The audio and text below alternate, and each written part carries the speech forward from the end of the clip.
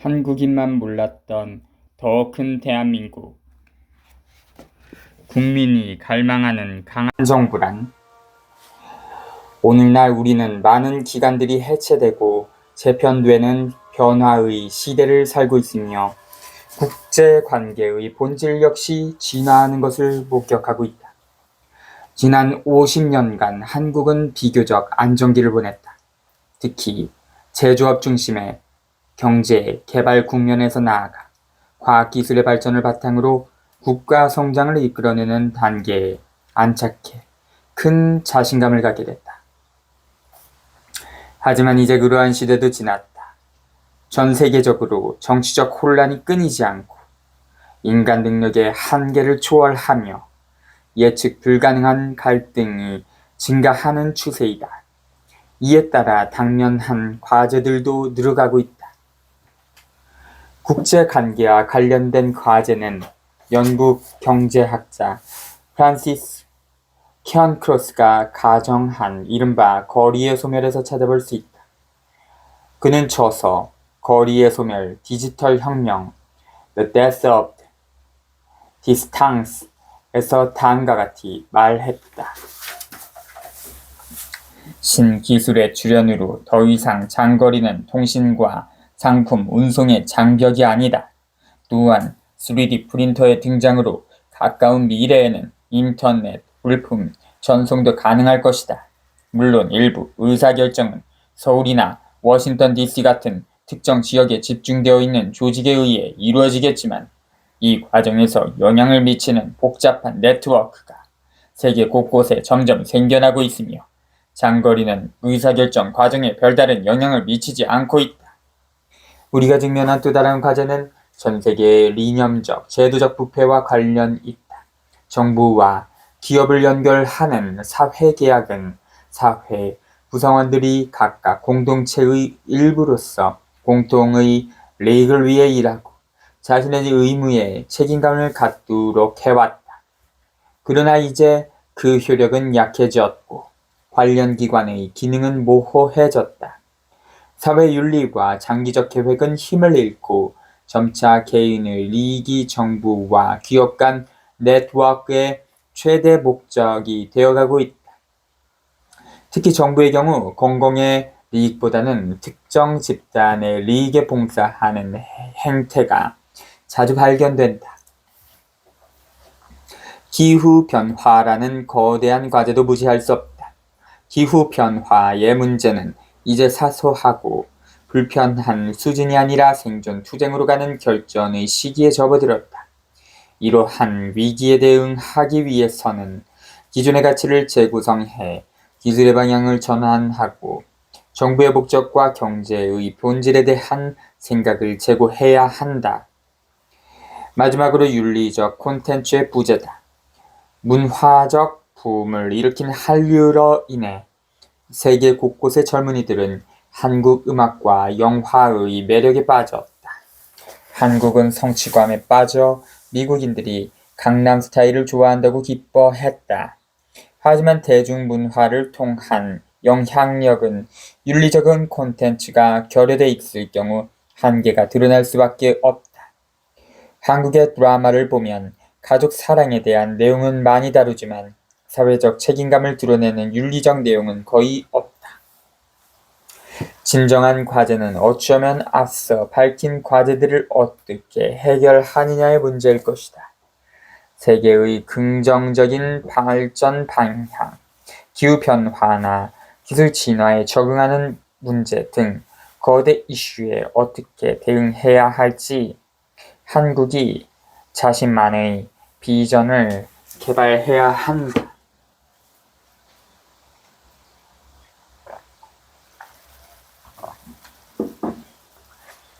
이제부터는 세계 공통의 목표를 고려하고 혼란 속에서도 실현 가능한 고무적인 비전을 세워 세계에 알려야 한다.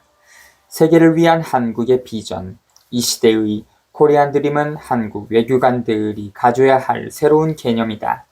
이는 한국 외교의 급격한 변화를 의미한다. 외교의 진정한 변화는 소규모 집단에서 시작될 수 있다. 우선 현대에 들어 도외시에 온 유교의 뿌리로 돌아갈 필요가 있다. 유교 정신에는 행정, 교육, 윤리 세 가지 요소가 반드시 수반된다. 17에서 18세기 혹은 더 이전에는 학자들이 윤리적 활동의 일환으로 배움에 전념했다. 공무원들은 탁상, 공론에만 머물지 않고 정책 수립에 직접 참여했다. 그들은 정책 수립을 지금처럼 컨설팅 기업이나 싱크탱크에 맡기지 않았다. 스스로 정책을 직접 실행할 자신감을 갖추고 있었다. 이는 대단한 전통이라고 할 수 있다. 우리에게는 최치원과 같은 훌륭한 외교관이 있었다. 그는 신라와 당나라와의 관계에 큰 역할을 했고 당나라의 관료 정치 속에서 우수한 문화를 발전시켰다. 이 밖에도 혁신적인 외교 방식의 예를 고구려, 고려, 조선시대에서 많이 찾을 수 있다.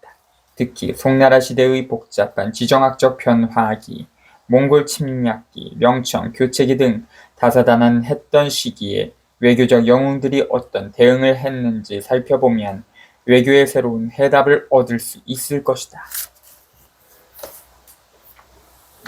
또한 과거 한국에는 과거시험이라는 훌륭한 관리 등용 제도가 있었다. 과거를 통해 지식인들은 정부기관에 등용될 기회를 얻었고 국민들에게 공적 서비스를 제공할 수 있었으며 도덕을 구현하고 교육의 목적도 분명히 세울 수 있었다.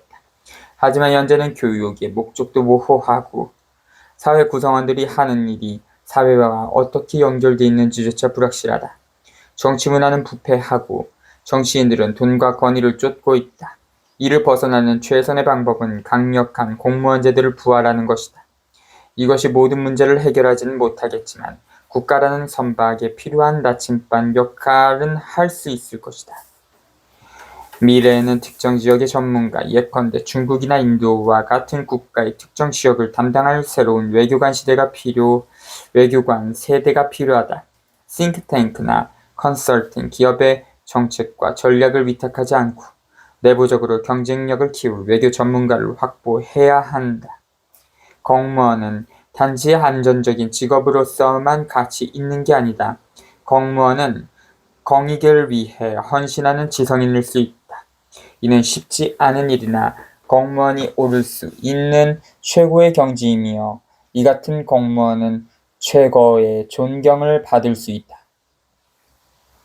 강한 정부란 원하는 바를 밀어붙이며 국민을 억압하는 정부를 의미하지 않는다.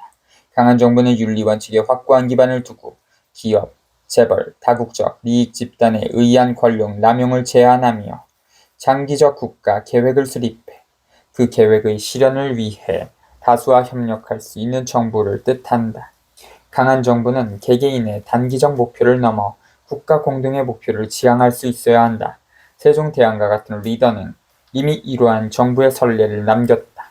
사회를 위해 최선을 다하고 정부 서비스를 통해 자신의 뜻을 펼치려는 지성인이 없이는 강한 정부를 기대할 수 없다. 공자의 군자불기에는 여러 가지 의미가 있다. 첫 번째 해석은 지성인은 어떤 분야에도 치우치지 않아야 하고 윤리와 문화적 이슈에 관심을 둬야 하며 단순히 기술적 문제만을 해결하는 기술적 전문가가 되지 말아야 한다는 것이다. 또 다른 의미는 지성인은 도구가 아니다라는 것이다. 즉 정부를 위해 일하는 지성인은 원칙과 윗선의 지시를 따라야 하지만 권력을 가진 이해, 관계자가 사용하는 도구가 아니다. 그것은 각자의 윤리적 입장을 갖고 좋은 정책은 지지하고 비윤리적 활동에는 반대해야 함을 의미한다. 중요한 것은 우리가 일상의 작은 행동들을 어떻게 행해야 새로운 문화를 만들고 사회를 변화시키며 나아가 세상을 바꿀 수 있는가 하는 것이다.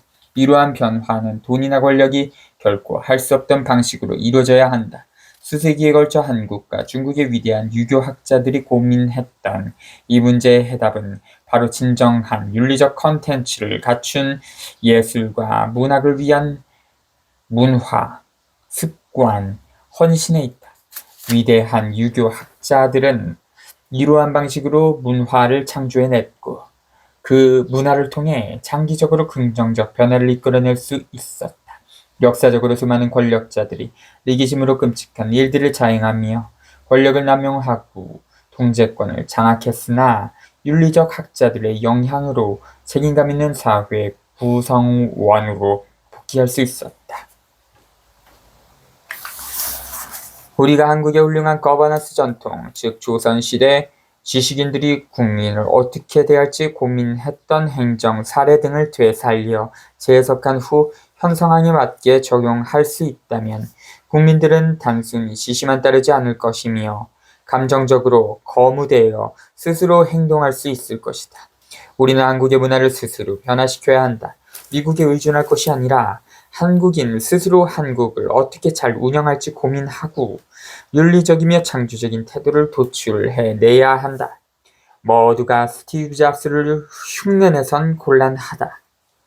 이처럼 국민이 정부를 변화시키는 사례는 전 세계적으로 늘어날 것이다. 정치 신념과 윤리적 의지가 있는 이들이 세계 곳곳에 나타나 새로운 형태의 외교를 구축하기 위해 우리와 함께할 것이다. 새로운 형태의 외교는 직접 참여와 윤리에 초점을 맞출 것이며 얄팍한 의례뿐인 현시대 외교의 낡은 틀을 깰 것이다. 맹자는 부기 불능 빈천 불능 위무 불능 굴이라고 했다. 부기도 그 마음을 어지럽힐 수 없고 가난이 지조를 변하게 하지 않으며 위협과 무력에도 굴하지 않는다는 뜻이다. 나는 맹자가 어떤 경우에도 결코 타협해선 안 된다고 말한 것은 아니라고 생각한다. 반드시 타협을 해야만 하는 순간이 있다. 때로는 부와 권력의 고개를 숙여야 할 수도 있다. 요점은 우리 모두가 옳은 일을 위해 나설 수 있는 기준을 정해야 한다는 것이다. 과학은 교육과 기술은 산업과 짝을 이룬다.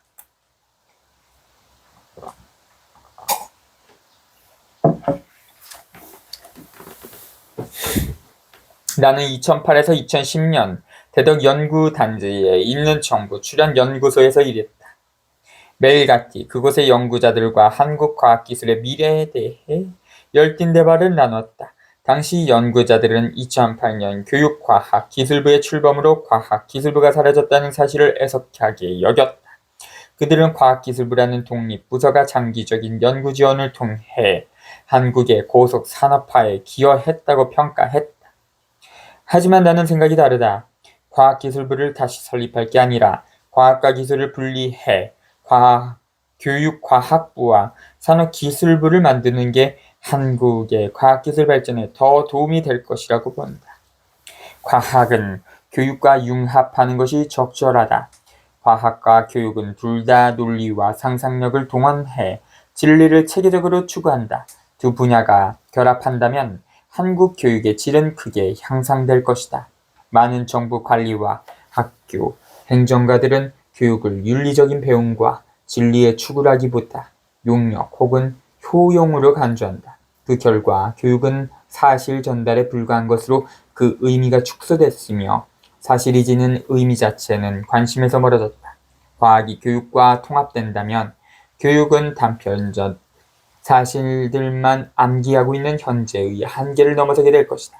또한 배움에서 진리, 추구가 차지하는 위상도 달라질 것이다.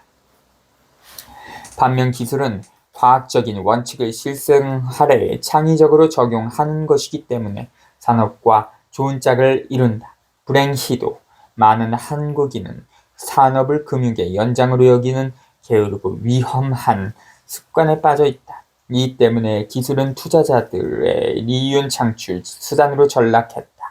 그러한 편협한 시각으로 인해 산업은 사회 문제 해결을 위한 기술의 적용이라는 본래 모습으로부터 멀어졌다. 가령 친환경 에너지인 풍력발전 분야가 그렇다. 풍력발전으로 친환경 전력 에너지를 생산해 무료로 제공할 수 있다면 석유 의존을 줄여 무역 적자뿐 아니라 미래 기후 문제에 소요될 비용도 줄일 수 있다. 그 밖에도 풍력 발전의 리드그로 꼽을 수 있는 것은 수없이 많은데 한국에서는 돈이 안 된다며 풍력 발전에 투자하지 않는다. 우리의 산업은 과도한 소비를 조장해 돈을 번 뒤 엉뚱한 곳에 쓰는 구조로 가고 있다. 이러한 경향은 지역 경제 활성화에 유용한 이웃 간 물물 교환을 배제할 뿐 아니라 새로운 가치를 창출할 수 있는 가능성도 막고 있다. 기술이 급속도로 발전하는 시대에 과학과 기술을 혼돈하는 것은 위험하다. 기술은 우리를 자칫 잘못된 길로 이끌 수 있는 가상현실을 만들어내기 때문이다. 무조건 부정적인 면을 부각하려는 것이 아니라 규제가 없으면 위험하다는 뜻이다. TV나 비디오 게임에 등장하는 울창한 나무나 깨끗한 물을 보고 사람들은 환경이 건강하다고 느낄 수 있다. 하지만 현실은 사막화와 공기 오염이라는 문제가 도사리고 있다. 이처럼 비디오 게임과 같은 기술은 사람들은 현실의 본질로부터 이탈시킨다. 또 관심을 현실 바깥으로 돌려 실제로 닥쳐온 외부의 도전을 체계적으로 방어하고 생각할 수 없게 만든다.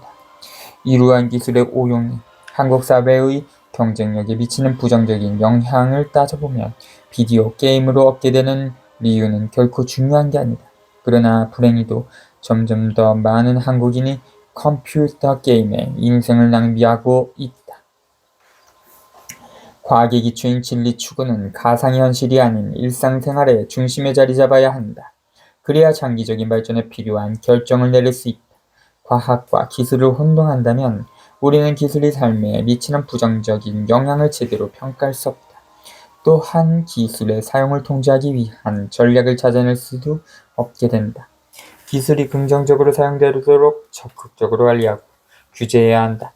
예컨대 학생들의 컴퓨터 사용에 있어 학습을 위한 이용 시간을 지정하거나 학생들의 각종 전자기기 사용을 어떻게 규제하고 관리할 것인지 등에 대해 생각하는 것이다. 또한 단순히 규제만 할 것이 아니라 컴퓨터 외에 다른 방법으로도 세상에 대해 깊이 사유하고 문제 해결 능력을 갖출 수 있도록 다양한 활동 및 놀이를 만들어야 한다. 컴퓨터 사용과 사용하지 않음이라는 두 가지 체험 사이를 오가는 것이 훌륭한 교육 효과를 낳을 것이다. 물론 이러한 목표는 기술의 사용을 통해서가 아니라 오로지 과학, 특히 기술의 과학, Science of Technology를 통해서만 달성할 수 있을 것이다. 한국은 거대한 발전 가능성을 갖고 있다. 잠재력을 구현하려면 기술의 가능성을 과학적으로 평가해야 한다. 기술 발전의 원동력을 시장의 수요에서만 찾는 것은 무책임하다. 이것은 지금 세대가 만드는 세상에서 살아야 할 미래 세대를 배신하는 것이다. 기술이 사회에 미치는 영향력을 과학적으로 평가하고 사회에 긍정적 영향을 줄 수 있는 기술 사용법을 선택하는 것은 윤리적인 의무다. 13세기 한국의 모습을 증강현실 등 사이버 공간으로 재창조해 학생들에게 보여준다면 교육적 측면에서 긍정적 기능을 할 수 있다. 반면 매우 사실적인 사이버 공간을 구현하는 기술이 융산업과 결합한다면 수많은 중독자를 양산할 수도 있을 것이다. 기술의 부정적인 영향을 면밀히 파악하지 못한다면 충동적이며 비전 없는 한국이 될 것이다. 시민이 아닌 소비자가 다스리는 나라의 미래는 그야말로 암울뿐이다. 18.